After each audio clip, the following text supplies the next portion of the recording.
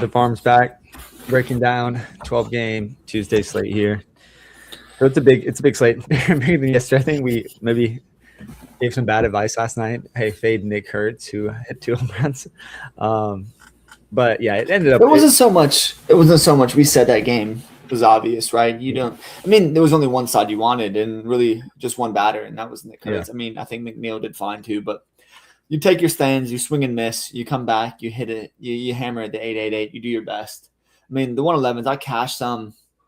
McKenzie go over the terrible first inning, and then proceeded to just strike everyone else out. So that was fun. Yeah, I was like, Buxton is a good matchup. It's a good matchup for Gore against Buxton because Gore's better against Brandon Buxton. Of course, it's someone he's been good, dude. Like a non-fragile Buxton's top 2 round pick. Like I think like what we've seen from him, like if he stays healthy, he's talented. He can hit the ball well. He could hit 40 home runs. Same. Everyone knows that though. Like just Buxton's just never healthy. So. Yeah, I know, but until he is, right? And then it's like if he is this season, that's why I drafted a lot of him and Trout.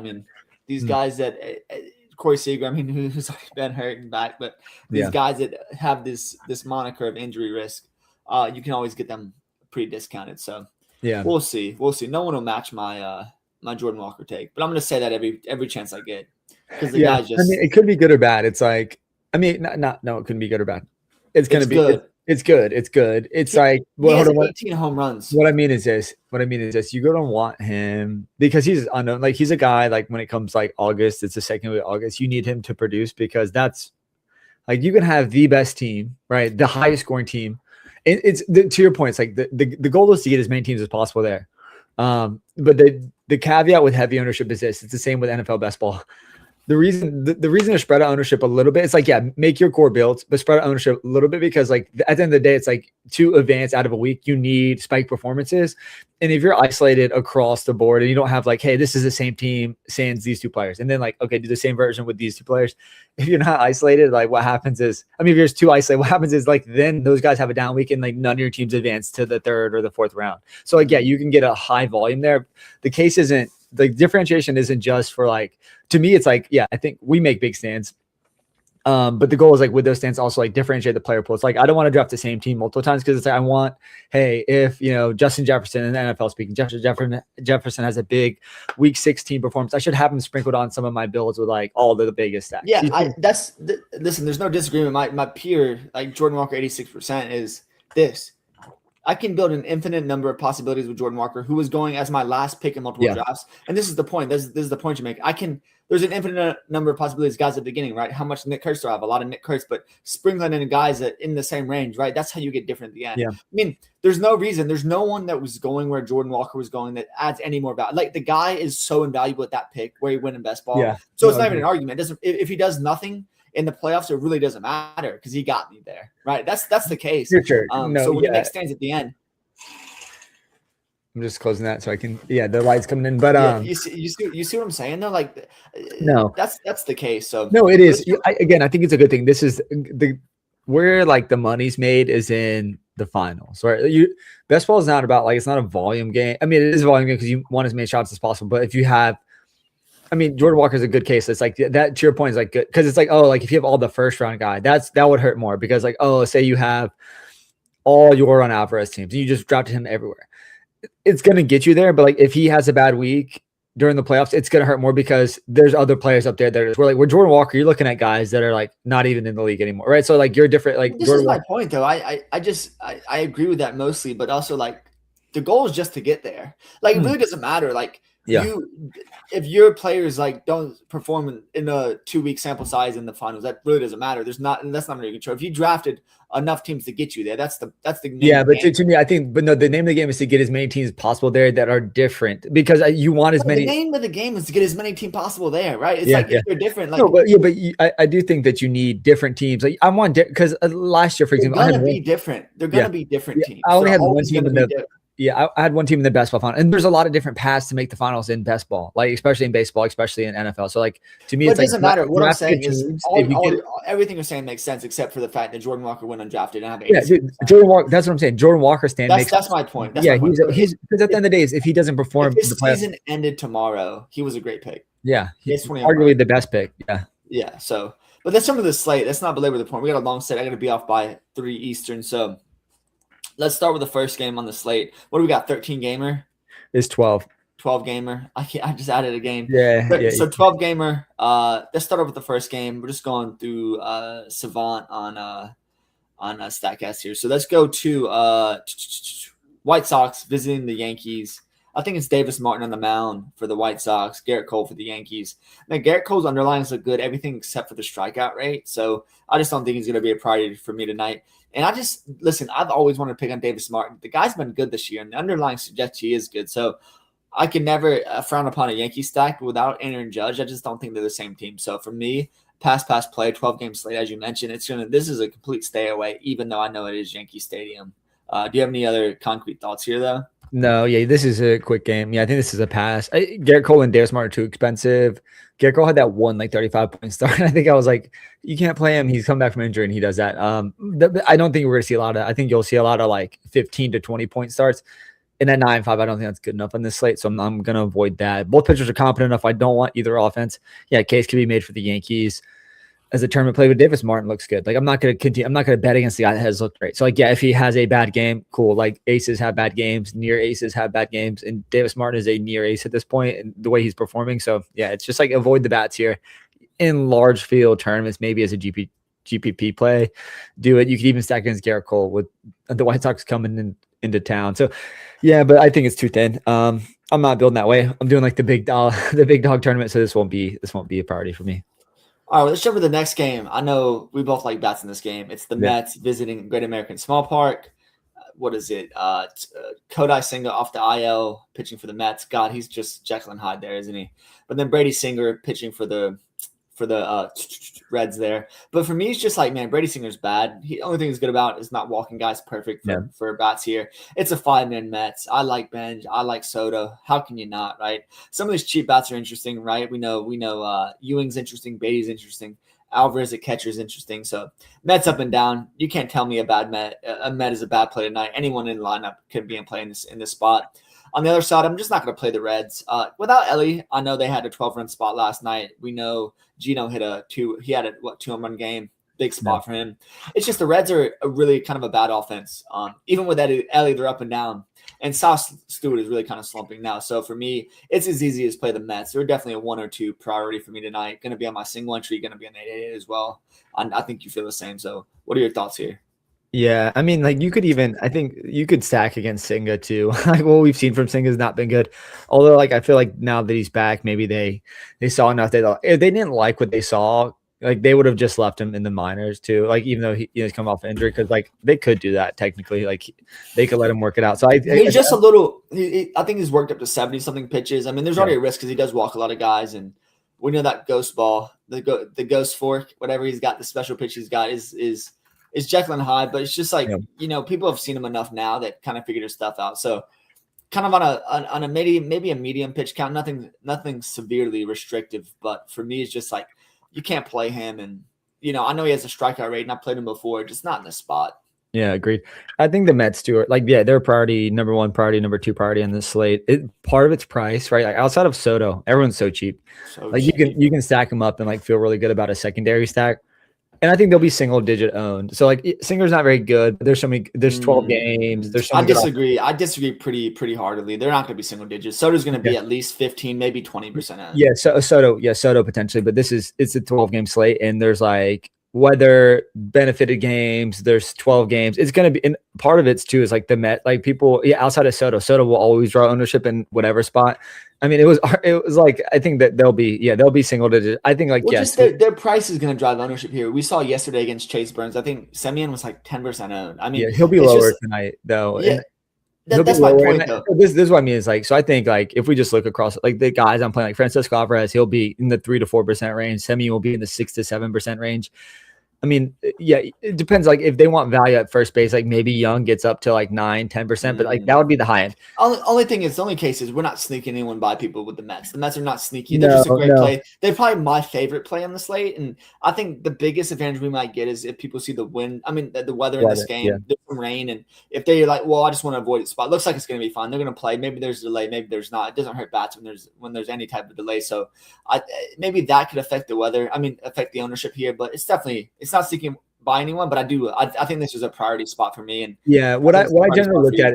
Yeah, what I generally look at is this, though, for ownership. And I think it'll be like the 4th highest owned team, which is, to me, too low given their out. It's just like you look at basically general rule of thumb is look at the over-unders for games and the team totals. Like people will target, like DFS generally will flock to the spots that have the highest team total. And that's just how it works. And like that is normally a good play. It's like, yeah, target the game.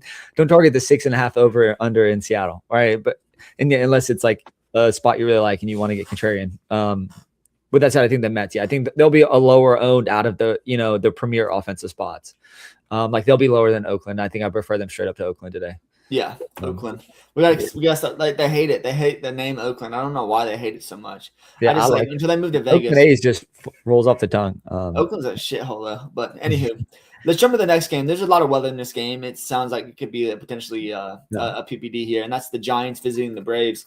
Man, I would love the Braves. I'd be all over the Braves in this spot against Hauser on the mound for the Giants if there wasn't any weather here. Grant Home on the mound for the Braves been equally kind of as bad. I mean, underlying aren't very good. I think he's a little bit better of a real life pitcher than Hauser, but man, if you told me there was no weather in this game, it would just be a Brave stack. I mean, I think Baldwin's back off the IL with a short rehab stint there. So man, this team was so good, and their underlyings are very. Obviously, I'm a Braves fan, but it's not telling someone something they don't know as far as the Braves being good offense here to target. But I don't want to waste too much oxygen in this game because I do think it's a likely postponement candidate. What are your thoughts here before we move on? Yeah, it looks like there's rain there all night. Yeah, I think we don't need to spend too much time. It's like play the Braves if Kevin Roth gives like downgrades the concern to yellow. If not, like just I would avoid it. Too many games. Even with the Braves being in such a good offensive spot, I think like you can still get different. I mean, you can get better offenses. With that said, like if it was downgraded, I love Matt Olson. I love Austin Riley. I think he will heat up. Baldwin being back, he's just such a phenomenal bat at catcher. It's like you can just plug him in and feel great about it. As a catcher play too, like getting a good hitter in that position is so valuable. On any given slate, there's maybe 2 to 3 guys that are actually good hitters at the catcher position. And good bad hitters hit home runs, right? I get that, but like there's only 2 or 3 catchers that are actually like premium, hit tool guys. So well, let's move on to the next game. I know we got a long slate and we got a hard out at 3. So we got the Guardians visiting the Brewers. I think it's slated Ciccone on the mound. Yeah, and then Robert Gasser on the mound for the Brewers. Both of these pitchers are actually like pretty middling to me. Maybe above middling a little bit as well. So it's just going to be an avoid spot as far as bats go. In the same breath, I'm never playing. I think it's always a bad idea to play pitchers against both of these teams. We saw the Brewers get to Christopher Sanchez. He's been unhittable, and they got to him pretty early and often there in that game. And that doesn't matter. It's just a guy can have a bad start, right? But that's just kind of a proof of a team being pretty pesky like the Brewers. And I talk about this time in, time out. The Guardians are one of those teams as well. So it's a spot I don't want to play bats, but I just don't want to play pitching either. I could be talked in. If you ask me to play a side, I've watched Slade Ciccone pitch enough where I don't think he's that good, even though underlying suggests he's okay. Man, that StatCast page for the Brewers is just special. These guys hit the ball really hard and all decent strikeout rates. So I'm not going to do it on the slate in a single entry of big dollar team, but it's definitely in consideration for like a big field GPP. Yeah. I generally agree with that. I think I prefer the Cleveland side. Cleveland and Milwaukee are the same team. Like Milwaukee's like a better version of what Cleveland does. I mean, they've hit 2 guys up and down the lineup. I've said this a couple of times. It's like there's so many good. I mean, there's so many good offensive spots, but you could have like a Cleveland team put up 10 here. You could have Milwaukee put up 10. I think there's if you want to get contrarian as a 3 or 5 man stack, I think throw one of these teams. I would prioritize one. I think it would probably be Cleveland. I had mentioned Gasser previously when he pitched in Vegas. And he was a prospect, but he's a low end prospect. And Cleveland I think Cleveland is pretty decent and deep down the lineup. And they're also kind of cheap. Carlos Manzardo is still really cheap. Obviously, you have to pay for Jose Ramirez, but you can get some cheap bats in that lineup. Rokia has been hitting the ball really well. I do think it's not where I'm going to go. Again, I'm kind of isolating my build tonight, but I think there's merit in it. They're on the road in Milwaukee. Gas is not very good. You could see him getting to him. On the other side, Slade has been somewhat Jekyll and Hyde. Like he'll have decent starts and like, spots that you don't really expect. And then like when he gets to it though, it's like, like the underlying stuff's not good. So yeah, pass from me for the most part, but I am like tepidly interested in Cleveland here. I just don't know if they'll make the main build. It kind of depends on lineups.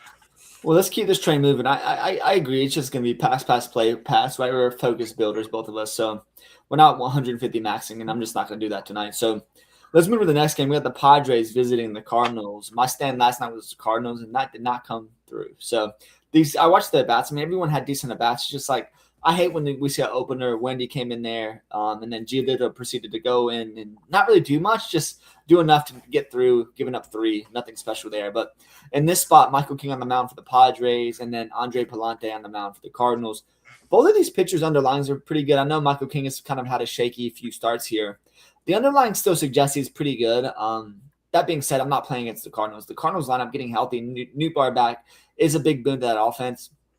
I got it's a real problem there. So for me, I'm not going to play that. Palante on the other side, I mean, everything's good but the strikeout rate, and that just screams don't play in DFS, right? Like Palante's underlying do suggest he's a really good pitcher this year, and I didn't think that would be the case going into the season, but the guys look fine, and I don't want to play the Padres against him because of that. Once again, this is another pitcher's park, so pass play going to be a pass here on both sides, pitching and bats, and for both teams.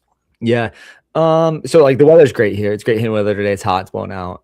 And the pitcher I prefer is actually Palante. I think Palante's he's been good recently, and his numbers suggest that he's like good underlying. Michael King's broken. The last 5 starts, he's been a gas can for the last 5 starts, and it doesn't look like it's going to get better here, which is sad because I have like Michael King in best ball, and he was a guy like a low end ace that I picked up. But man, it's scary right now. And so like, to me, it's like you go right back to St. Louis. I think they'll be super low. I mean, I talk about the Mets, right? Like the Mets are going to be much higher on than St. Louis, but St. Louis is in such a good spot. King is broken. His underlying stuff doesn't look good. And I just don't know if he's hurt. Like he could get blown up here. And then I could see Michael King going on the IL or something with an injury. Cause there's something weird going on with his pitch mix.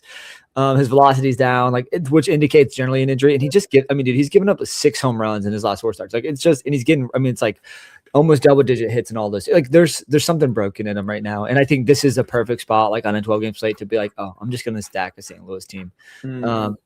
They're expensive, but like no one's gonna do it. They're like, oh, why would I stack against Michael King? But this version of Michael King is not good. There's something wrong.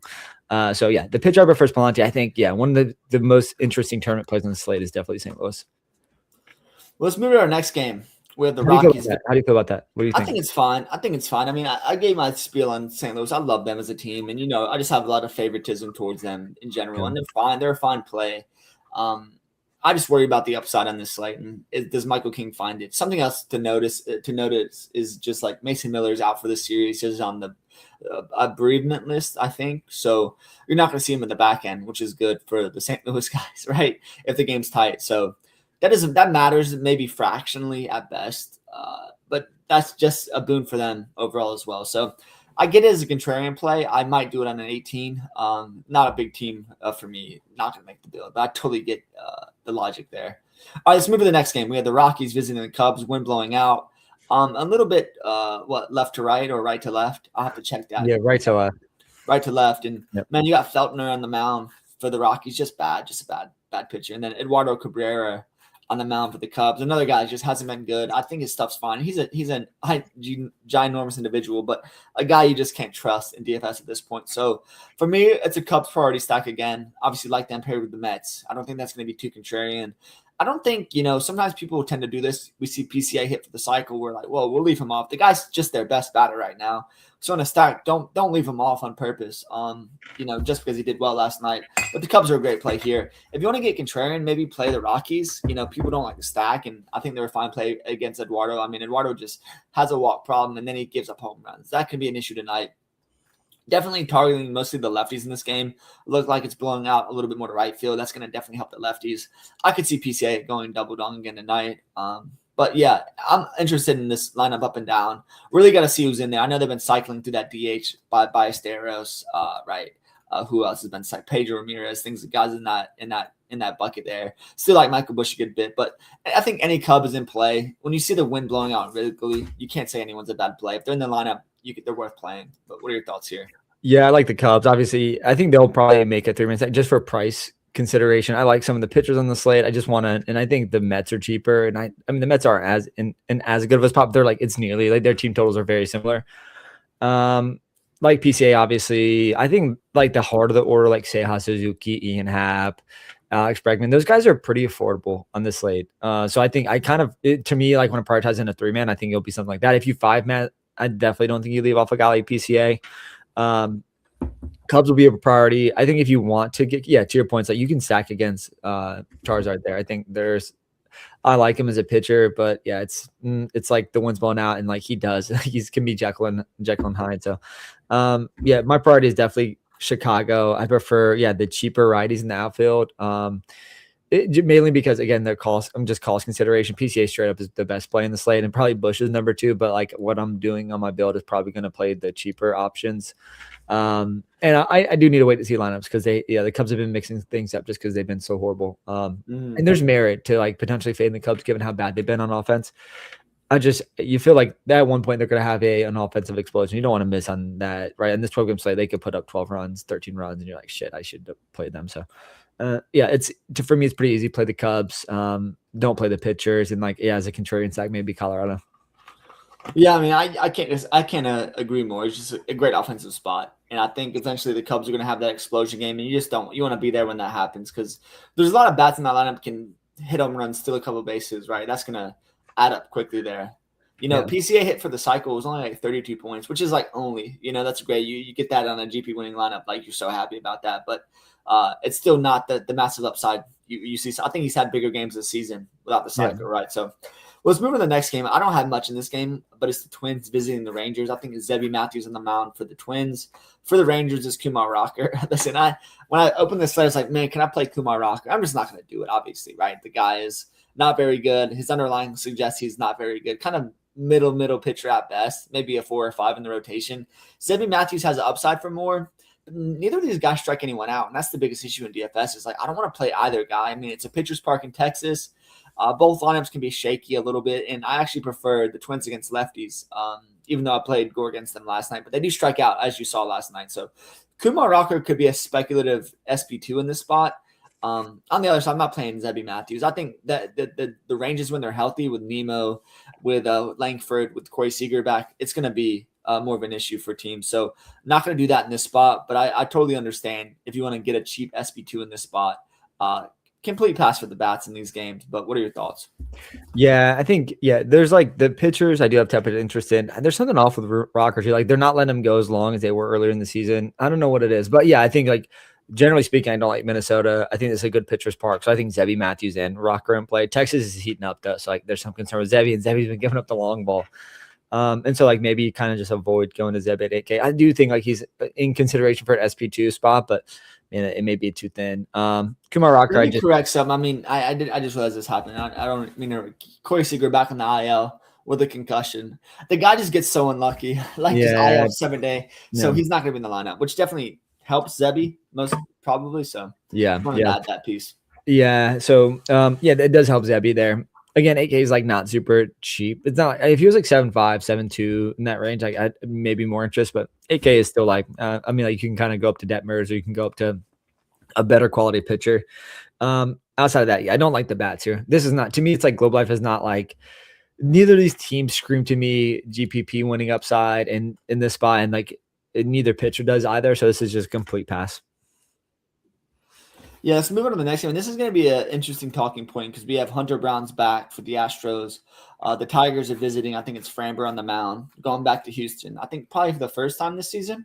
So he's back. And Framber's just been bad. There's no other way to slice it. I mean, we've always seen him as kind of a low strikeout rate pitcher, but he's getting unlucky, I guess, from the BABIP perspective. But his underlyings just aren't very good. Hunter Brown on the other side obviously was electric before he got hurt and on the 60-day IL. I know he built up to 78 pitches, but that's just not enough in this spot, I don't think. I think there's too much risk for that at 10K. Maybe if it was priced 7 to 8K, you're like, I could take the upside case. Maybe he hits 85, 90 pitches. Maybe he strikes out 7 to 9, and you kind of sneak by with maybe a sneaky Hunter Brown. But at 10K, there's just a lot of risk there. If he's not efficient, if he balloons his pitch count up early, In the same breath, I still think Framber is going to regress positively. So I think he's going to be better than he's been. And obviously, you can always play Jordan. And the case for the Astros in this spot is they know Framber. They know what he throws. They've seen him for years inside his organization. So I can see the Astros being kind of a sneaky stack on the slate, especially against lefties. We know Jordan mashes lefties as a lefty. Christian Walker, Isak. I know Isak's your boy. And, I think this team's built he to loves mash hitting home lefties. runs. Yeah, he hits home runs at home. I mean, he did it again. That's what I mean. So, like, a guy that doesn't strike anyone out, I mean, you could totally be talking to Astro stack in the spot. But yeah, I won't be doing on a single, but I want to hear your thoughts because I know you're a Paredes guy. Yeah, I have some Framber Valdez too in best ball, so like I'm torn, but he's been so bad. I mean, he's not really helped me. Yeah, I think Houston funnels in like just a tick below St. Louis for me. I think St. Louis is in a better spot against King, I think, but they're it's like the same type of play, Dylan, where it's like pitcher that has this like elite caliber name versus like their production and underlying stuff doesn't look good. And like both teams have like pretty good offenses. Like St. Louis's offense has been really good this season. Houston obviously has the best offensive player in the league. But I think, yeah, it's large field stuff, right? Like do a 5-man stack of each of those and like the $15 or the $18, whatever it is tonight. But I can't prioritize it, right? I think like there's better offensive spots, but man, either Houston or St. Louis, I could definitely see them in the winning lineup. And it's the same type of mold, right? It's like a stacking against a quote unquote ace that we've seen in the past. But guys that both have been struggling here recently. Yeah, I agree a lot. So let's get into some of the late games now. Then we're working our way through this 12 game, and we have the Angels visiting the Diamondbacks. I think this is where you want to get a starting pitcher from probably in today's slate. You have Detmers on the mound for the Angels, been so good lately, and then Merrill Kelly on the mound for the Diamondbacks. For me, it's just one of those guys like Detmers underlines have always looked really good and hadn't put it together. He's starting to put it together and just striking out a copious amount of batters here. And once you get through Ketel Marte, Corbin Carroll, this lineup's pretty weak. So I think Detmers is kind of a priority pitcher with me on this slate. You can just plug him in. We know he's going to have strikeouts, and he's prone to bad innings at times. But I think there's enough strikeouts in the bottom of this lineup that he's going to be fine. Merrill Kelly on the other side, I thought he would be a little bit better, start to positively regress. It hasn't happened. I still a believer there. The underlying say don't be a believer, but I am going to buy in the overall long-term body of work for him to think he's going to regress positively. So I'm not going to play the Angels here, but definitely can't touch Merrill Kelly as an SP2. So Detmers all day for me. That's my priority play in this game. Nothing from a bats perspective. If it was stacking inside, it would obviously just stack against the struggling Merrill Kelly. Yeah, I do think Merrill Kelly is more interesting than Kumar Rocker. But yeah, with that said, I don't have much interest. Reed Detmers feels like the Dustin May play from yesterday. It's like, don't overthink it. The guy's been good, just like Dustin May's been good. And I thought Dustin May was throwing a perfect game through what, 4 or 5 innings? Six innings. San Diego is the worst offense in the league, and like Arizona is like not much better. It's in Reed Detmers he has been like just as good as Dustin May. It's one of those spots. Like just go back to him. It's not a good offensive environment, really speaking, and it's like Arizona is like outside the top guys, there's not much work to do. And Detmers has just been good, man. But with that said, it's like him and Dustin May profile similarly, where like they do get in trouble at starts, but like I don't want to overthink on this. Like he's 8-7, he could easily be in like the 9-5 range today, given his recent production. So I think play him. I think he makes a ton of sense. Again, maybe if you're cost prohibitive, I see like maybe pivoting off of him, but I think just fit him in there. Nothing else to add though. Yeah, for me, it's avoiding the bat side. I think Merrill Kelly is going to get it together, and we've seen him, put together pretty quality starts here. And the Angels strike out a lot. So like, to me, it's like if you're dumpster diving, I think he's probably the best guy in the 6K range. But there's a ton of risk. I think we all know what that is. Absolutely. Well, let's jump into the next game, the Sutter Park Splash Zone. Dude, this park is crazy. I mean, it wasn't as crazy as Vegas, but it's still a crazy park to pitch in, and just, man, that's why we were both high in the Athletics to start the season as far as like bats and best ball, because they just play in the most advantageous park. I think it's bad. I think it's performing over Coors this year. So, but you have Mitch Keller on the mound for the Pirates visiting, and then you have Jack Perkins on the mound for the Athletics. Jack Perkins is a decent prospect profile, and guys underlying look good. So for me, I'm definitely not going to play the Pirates here. Once again, you're always going to see ownership go here. On the other side, I mean, you can't tell me the Athletics are ever a bad play. It's just are they going to be your stand, right? Nick Kurtz is going to be 15 to 20% on every night because he's hitting multiple home runs, constantly. So I understand the Athletics play. It's just, again, I'm going to continue the fade train and hope I can get, equal bats elsewhere at low ownership. And that's just the name of the game. I mean, the Yeah. Athletics are obviously a great play. If you want to play them 5-man, 3-man, makes total sense. One off Nick Kurtz makes total sense. But up and down, obviously Max Muncy is great. Langoliers is great. Law Dog, Lawrence Butler's heating up. Soderstrom's great. I mean, just they have a good lineup as far as like upside bats. So I totally get the play in the Athletics. Just more of a tactical fade again tonight. It burned me last night. I'm gonna go back to the well and hopefully not get burned twice. So, what are your thoughts here, though? Yeah, and I do think like Merrill Kelly's not as bad as he's been. Like with negative points in his last 3 starts, like he's not that bad. Like his online stuff also suggests that he's not that bad. Are you talking about Mitch Keller or Mitch Merrill Keller. Kelly? Yeah, I meant Mitch Keller, not Merrill Okay. Kelly. Yeah, you know who I mean. So yeah, he's like the same. They're like both guys that are probably better than they're better than their recent production, which lends me to be like, okay, like this, go back to the fade, right? With that said, it's like, yeah, I mean, Mitch Keller's last 2 starts have come against the Dodgers and Atlanta. So like those are 2 of the best offenses. I don't think the Athletics are as good as the Dodgers or Atlanta. That's not a hot take, but and Mitch Keller, like he's a quality starter. Like he could go, he's a guy that can go fairly deep too. If he's got his stuff working, he could go 7 innings, give up a run or 2. And I think could kill your A stack. So for that reason, I think, yeah. And to your points, like game theory suggests maybe just fade it again. It may burn me again. And I'm fully expecting that it could. And then you mentioned this too, but Perkins is a quality pitch on the other side. I don't love the Pittsburgh offense. Like I just haven't loved it all season.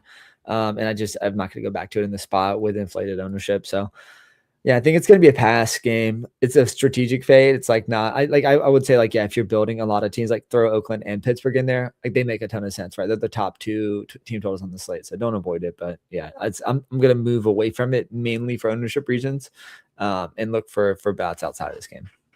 Cool. Yeah, I agree. I mean, we're on the same tactical fade. It burned us last night. We'll try it again. All right, let's go to, I think, the second to last game. We have the Orioles going coast to coast, visiting Seattle. I think it's Brendan Young on the mound for the Orioles and Logan Gilbert on the mound for the Mariners there. Gilbert's underlines are still kind of sketchy. I know he's been better lately, so he's probably a safe SP1, SP2 tonight. I don't know if I'm going to play it. I think you might. Brendan Young on the other side, a guy that I thought could be a little bit better. His underlines just aren't very good. Once again, this is one of the best pitching parks in all of baseball. So just going to be a pass for bats, right? There's better offensive spots. I think better pitchers the target, period.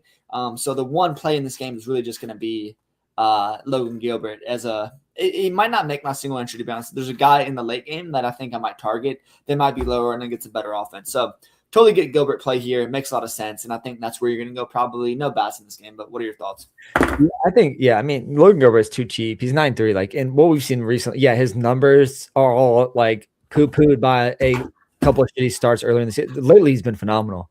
And he's getting back into form. He should easily be like $1,000 more. I think 9.3 is just too cheap on the slate. I think he's going to be the highest on pitcher, and I think he should be. Baltimore strikes out at a high clip. It's the best pitcher's park, and we've seen nothing but like near excellent performance from him recently. And like the numbers, the underlying stuff doesn't look great because of early in the season, but like I mean, recent performances have been phenomenal. And he like profiled as this coming into the season, so maybe he's just rounding into form. I think he dominates everything he puts up in the 30-point range. So I think this will be an easy play. And to me, it's like, don't overthink it. The price is too cheap. Just play him. See, I disagree in the sense, I mean, we can segue into the next game, which is like you talk about near excellent. The guy that's been actually excellent is Drew Rasmussen, and he's going coast to coast, right, to face the Dodgers here. But the problem is, it's the Dodgers, right? Do we want to play Rasmussen here? I think the answer is just yes. The guy's underlying suggests he's as good as he's been. We know he's had some starts that are kind of sketchy, and the Dodgers can produce kind of a sketchiness in their own right. Their offense is pretty volatile, right, and high in upside. But for me, I'm going to play Rasmussen. I think he's going to be lower owned than he should be because the Dodgers, that's who he's facing, right? But the guy's profile is phenomenal right now. Not walking anyone, striking out a good amount of batters, not giving up hard contact. Everything looks great. I mean, the profile is phenomenal. He's cheaper than Gilbert. So I think overthinking is wrong. I think Gilbert and Detmers are at kind of a lower salary or better plays than Gilbert. That's just my opinion. I know you like Gilbert a little bit more in pitcher's park, but for me, it's just like Rasmussen and Detmers offer similar to same upside. And they're cheaper. And they're going to be – I don't think they're going to be low. I think Rasmussen will be lower owned. Detmers will absolutely be on. But, so – and I think it's Robleski on the mound for the Dodgers. I'm not going to be playing him. Can play the Rays. Obviously, the Rays aren't a priority. This is maybe 3 bats you want to play on their team on any given slate.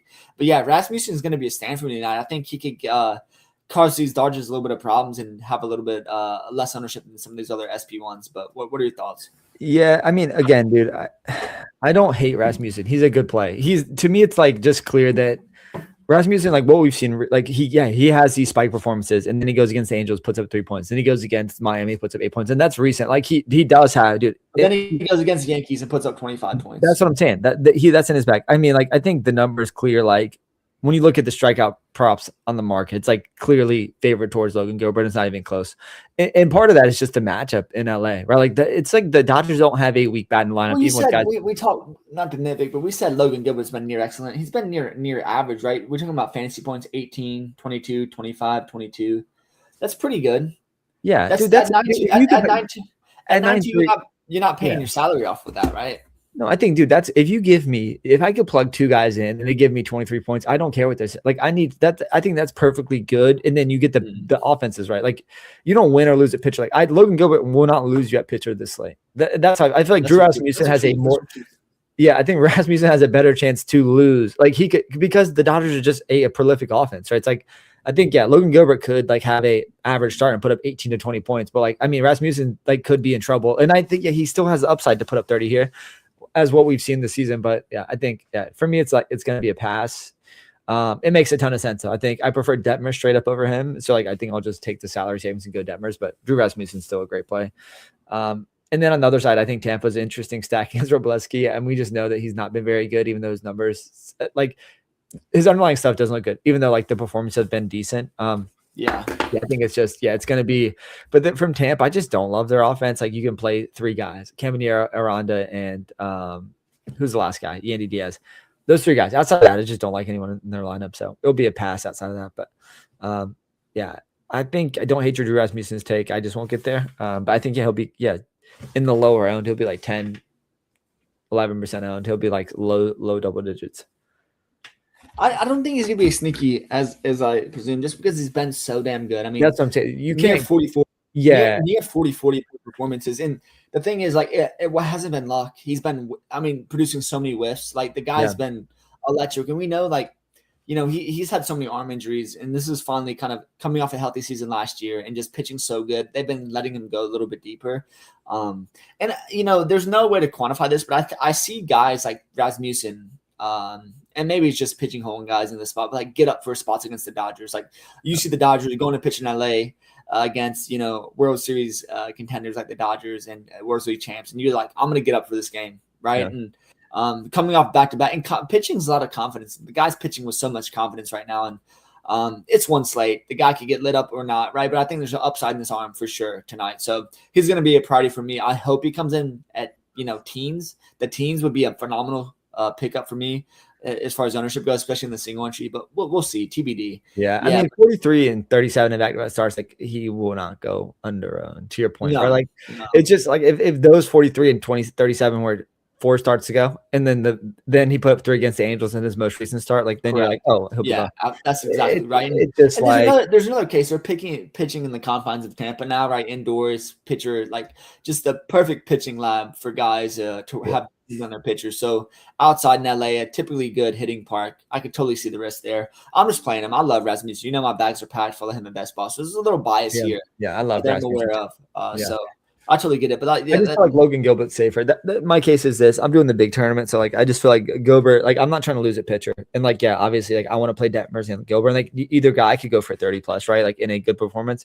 But I'm also like playing for just give me like 18 at worst. Because you know what I'm saying? Like I need my stack to win it for me. Like at the end of the day, it's like if my pitcher's like fuck me, like that, like I don't want to play. Like Kumar Rocker doesn't make sense on an 888. He just doesn't, right? Like maybe someone could win that, but like that's like a slate where like the top end pitchers get blown up. You know what I'm saying, Dylan? So it's like for me in this order, if I'm ordering pitchers, my priority tonight is going to be Detmer's 1, Rasmussen. Maybe I'd actually go Gilbert 2, Rasmussen 3, and I might just play 1 and 3 there.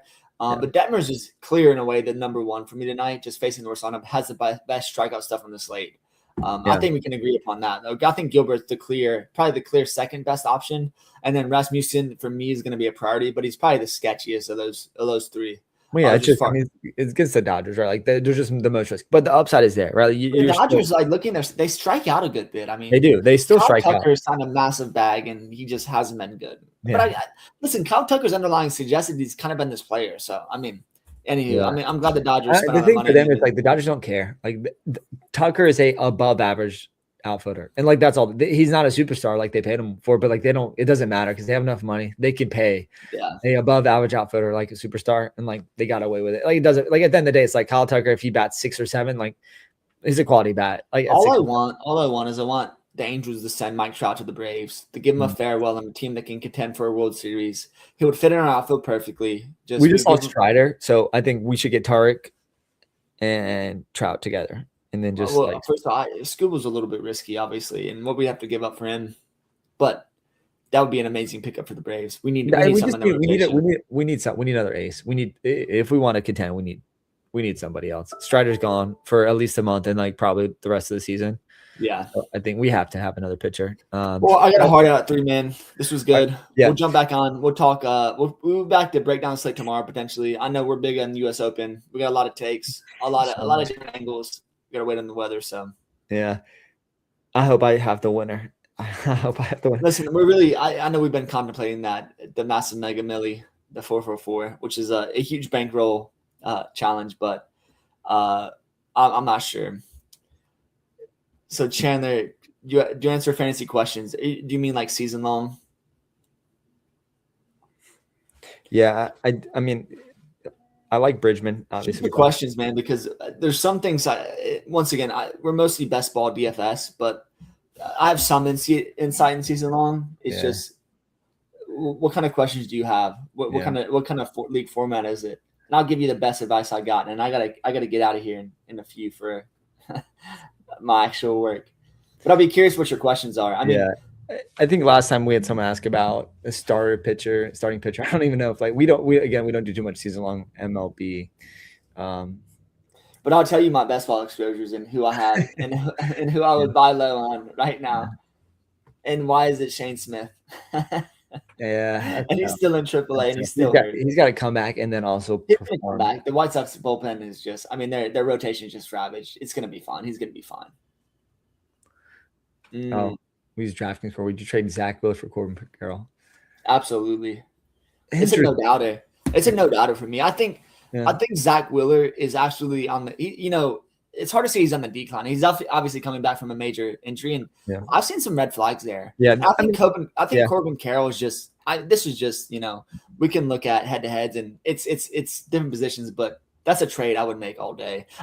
That's for me is just purely upside, right? Are you looking to win your league or just be safe? I think Zach Wheeler offers safety in the pitching landscape where there's a lot of injuries, but Corbin Carroll could he could close the season as a top five scorer. Yeah. There's downside with both. Like Wheeler's strikeout rate's a little lower than it's been historically. So maybe the upside, you're not gonna have these spike performances, but there is safety. He's gonna get quality starts as long as he doesn't get hurt again. Corbin Carroll's in a bad offense, but he's one of the best hitters in baseball when he's healthy. So if he stays healthy, it's gonna be down to the wire. If you feel good about your starting pitchers outside of Wheeler, then just do it. If you feel like you're thin at pitcher, if you get rid of Wheeler, then don't do it. I think Wheeler just provides. Taylor's middling, but for me, it's 100%. I'm making that trade. Yeah, I'm getting Corbin. I think it depends on the team. What do your other pitchers look like? Yeah. So you have Wheeler. What do your other pitchers look like?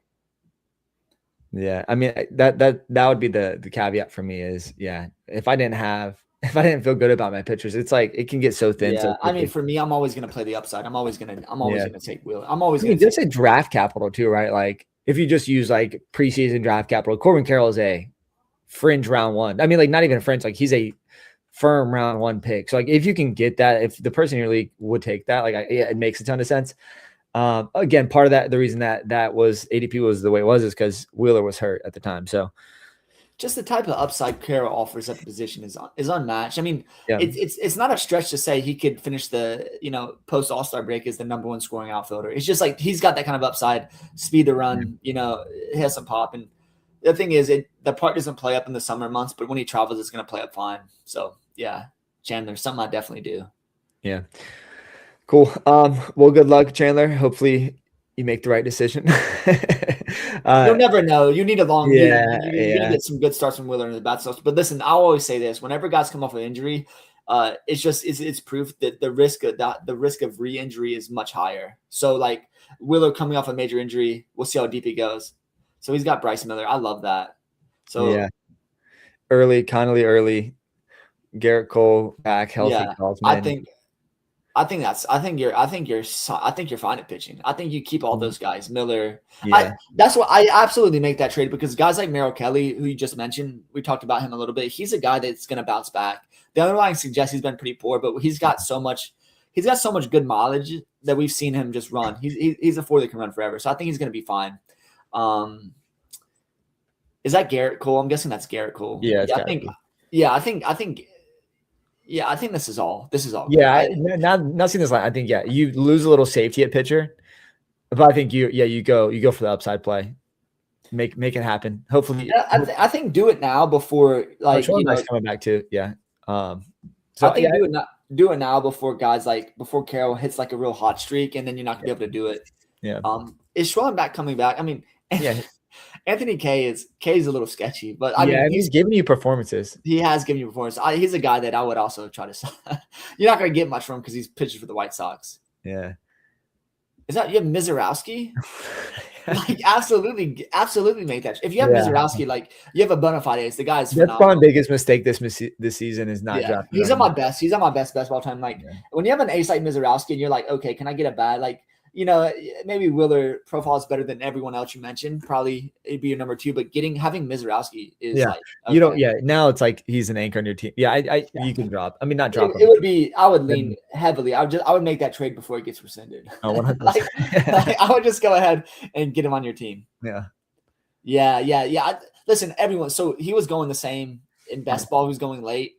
And so you there's obviously value there, and you hate giving that up because you're like, wow, I got this guy late, but it really doesn't. Now you're just trying to win your league. Yeah. Is it if it's dynasty? I mean, if it's any format, I'm going Corbin Carroll. To be honest, redraft, dynasty. Any format, I'm going Carroll. Yeah, I guess. Even with the value. I mean, Withers gave you a couple of good starts, but you're just if you're sitting fine in the league, you got to go for the upside, and the upside is Corbin Carroll. Your pitchers, all those pitchers you outlined there, they're going to give you enough for consistency, and I think. That's what I think you get from Wheeler this year is like you get consistent performances, but I don't think you have the upside. He has the upside that he has in previous seasons, and we'll see how many innings they actually let him throw out too. So, but dude, I gotta jump off. Good luck, sir. Good luck. We'll be back. Yeah. Good luck, Chandler. I mean, make the trade, man. Make the trade. That's my advice. But I'm wrong about a lot. But I'd 10 out of 10 make that trade. So, but I gotta jump off, do some actual work now. Awesome. All right. See you, man. Dylan, peace. Good luck, everybody. Yeah, later.